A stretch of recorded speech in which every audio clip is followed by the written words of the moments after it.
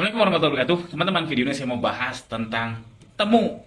Ini bukan temu darat, ini bukan temu lawak, tapi ini adalah suatu platform yang diisukan akan masuk ke Indonesia.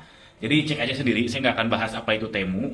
Nyebutnya juga saya nggak tahu, temu, timu, atau temu saya nggak tahu. Cek aja sendiri, googling, tapi saya merekomendasikan ada satu video, ini namanya 360, nanti saya tuliskan linknya di deskripsi ya. Si abang ini menjelaskan dengan kocak, papat, padat, akurasi nggak tahu, tapi ya cukup lah nonton satu video ini. Menurut saya Anda akan terbayang apa itu temu, dan cuma 8 menit. Saya suka sama konten yang kurang dari 10 menit ya kalau di YouTube. Makanya di YouTube saya berusaha kalau bikin konten itu kurang dari 10 menit, karena belajar 10 menit itu harusnya nggak susah ya, harusnya. Jadi intinya saya review sedikit buat yang belum tahu. Jadi intinya itu temu itu suatu aplikasi yang factory langsung ke customer. Yang selama ini kan kita ada namanya supply chain. Supply chain itu apa? Temu rantai apa sih?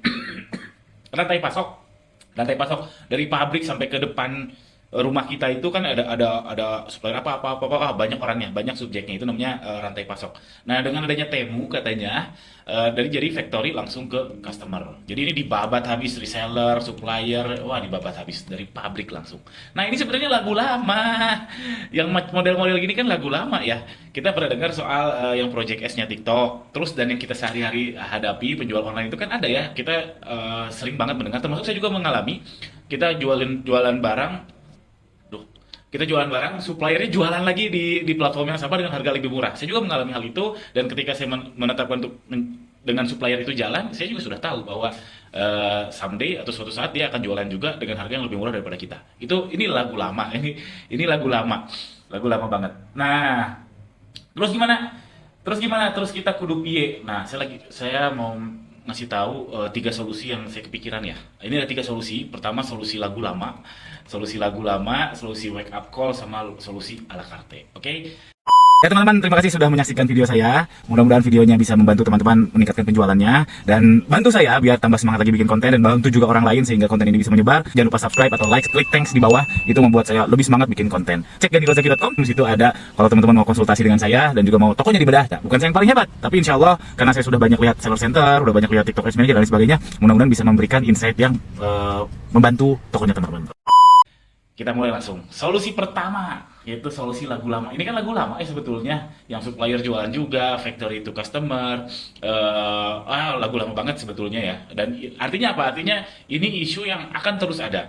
Kalau kita berharap ke pemerintah, itu kan di luar kontrol kita ya, kecuali kalau Anda anak presiden, kecuali kalau Anda anak hakim Mahkamah Agung, itu lain soal. Tapi kalau saya sih remehan roti ya nggak akan ngaruh apa-apa ke keputusan pemerintah. Solusi pertama lagu lama juga. Jadi solusinya kalau si Temu ini jadi masuk mulai dari sekarang ya, dari sekarang, dan ini lagu lama juga, yaitu kita fokus ke quality, kita fokus produknya lebih baik daripada barang Cina, servisnya lebih baik, chatnya lebih ramah, garansinya lebih baik, ya intinya fokus ke quality. Lalu branding, lalu after sales. Ya saya yakin teman-teman di sini yang nonton video ini pasti sudah tahu lah, ini quality, branding, after sales itu lagu lama banget. Mau masalah bisnisnya apapun itu harus dilakukan, fokus ke quality, branding, sama after sales. Oke, jadi ini solusi pertama. Solusi kedua sebenarnya juga lagu lama solusinya, tapi ini mengingatkan lagi buat teman-teman, alias wake up call. Bangun nih, ada Temu nih. Mulai persiapkan dari sekarang beberapa hal ini. Pertama, diversifikasi. Memang ada yang bilang bisnis itu harus fokus satu aja. Saya sih bukan aliran itu ya, dan sepembaca saya, pebisnis hebat pun bisnisnya nggak cuma satu. Siapa coba? Steve Jobs misalkan, ya kiblat bisnis dunia. Steve Jobs gitu kan, dia dari Apple terus pindah ke Next Computer, terus punya Pixar dan sebagainya. Sekarang yang lagi hype Elon Musk, bisnisnya nggak hanya satu tuh, Tesla, itu yang gede-gedenya. Dan nggak usah jauh-jauh.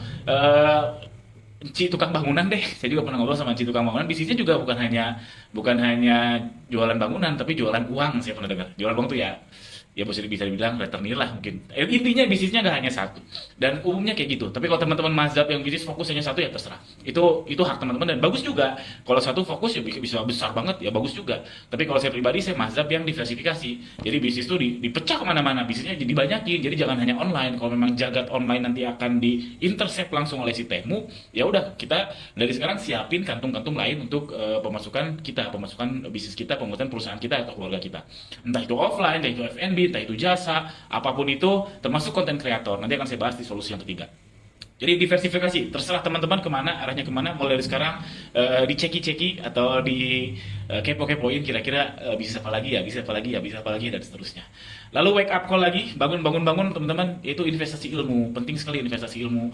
Jadi entah nanti tantangannya seperti apa, 2 tahun lagi, 10 tahun lagi, kalau ilmunya nempel di otak kita, ya insya Allah kita ya kitanya ada gitu. Kalau masih dikasih usia ya oleh Allah Subhanahu Wa Taala ya.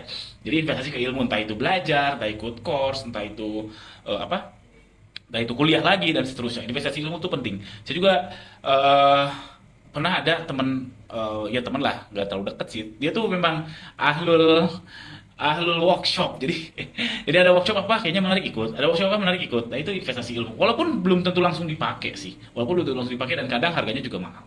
Lalu yang ketiga, investasi networking. Ini mungkin teman-teman nggak sadar, networking itu bukan oke ngumpul terus oh saya dapat relasi bisnis, enggak. Networking itu kayak ngechat, ini pemahaman saya ya, kayak ngechat rumah, seoles, 2 oles, 3 oles, 4 oles, 4 oles baru bagus. Jadi investasi networking itu gimana caranya? Ya berkomunitas, cari orang baru. Pertama kenal nggak akan langsung yuk bikin bisnis, enggak. Mungkin ada yang kayak gitu tapi umumnya enggak. Makanya saya menginisiasi namanya MBGR, cek aja di ganilozaki.com, mentoring bisnis gratis. Itu tiap Jumat kita kumpul via Telegram. Alhamdulillah sudah jalan hampir 2 tahun ya. Per video ini diupload hampir 2 tahun. Dan saya pribadi dapat beberapa relasi bisnis yang sudah jalan. Saya juga ada tahu teman yang bisnisnya jalan dari MBGR ya, alhamdulillah. Nah itu salah satu pentingnya, nggak harus di MBGR. Jadi kalau yang mau join MBGR cek aja di ganilozaki.com. Di situ ada Telegram grupnya, join aja dulu. Tiap Jumat kita kumpul. Itu untuk moles-moles networking. Walau alam nanti ketika temu beneran masuk, semuanya hancur lebur, ya at least kita masih punya teman seperjuangan. Jadi nggak takut bangkrut. Kalau saya sih nggak takut bangkrut, nggak takut bisnisnya jadi parah banget karena sejelek-jeleknya dari komunitas itu, oh saya tahu nih dia penjualnya lagi bagus, saya gedor pintunya, bang tolong dong saya butuh pekerjaan, sesederhana itu. Oke, ini wake up call dan lagu lama juga sebetulnya, diversifikasi, investasi ilmu dan investasi networking. Yang terakhir terus kita kudu piye. Solusi ketiga ini ala saya yang lebih ke teknis, yang saya kepikiran apa ya, itu satu konten kreator. Nah saya bikin channel YouTube ini pun 4 tahun lalu apa ya, 3 tahun lalu, dan alhamdulillah sekarang konsisten 1 per hari ya, alhamdulillah. Ini salah satu upaya saya untuk diversifikasi yang tadi saya sebutkan. Nah teman-teman juga bikin aja, simple kok. Maksudnya nggak usah diambil ribet dulu, yang penting bikin konsisten dulu. Simple, push aja. Teman-teman bisanya apa? Bikin itu, entah di YouTube, TikTok, Instagram, terserah. Yang jelas, kalau kata Tokopedia mulai aja dulu. Karena konten kreator ini insya Allah masih prospektif ya. Belum bisa tergantikan oleh AI. Terus kalau dibanding compare to Cina ya, kita tidak mengkonsumsi hiburan atau konten dari Cina dan secara banyak ya, artinya Cina mungkin nggak bagus untuk bikin konten. Yang kita konsumsi konten Amerika, Hollywood dan sebagainya, Jepang, kartun ya, anime, terus Korea yang musik-musikan. Dan aslinya Indonesia tuh bikin konten tuh ya bagus juga, karena saya dulu pernah kerja di Malaysia tuh yang ramai itu dangdut Indonesia loh teman-teman. Artinya orang Indonesia tuh kreatif-kreatif dan insya Allah bisa. Jadi saran saya, solusinya coba mulai sekarang mumpuk jadi konten kreator. Lalu solusi kedua, kalau pengen tetap jualan online juga, menurut saya produk custom masih ada peluang ya, produk custom, karena kan sederhananya gini, si Temu masuk itu kan jualnya murah dari factory itu customer. Factory itu kan dia mass production ya, assembly line alias produksinya murah banget. Dimana kalau misalkan bikin produk yang satu-satu, misalkan lukisan, itu kalau nggak ngeprint nggak bisa. Atau bikin baju yang satu-satu, ada ininya beda-beda sendiri, custom atau butik, itu nggak akan bisa. Jadi itu masih ada peluang, walaupun memang pasarnya mungkin nggak gede, tapi masih ada peluang.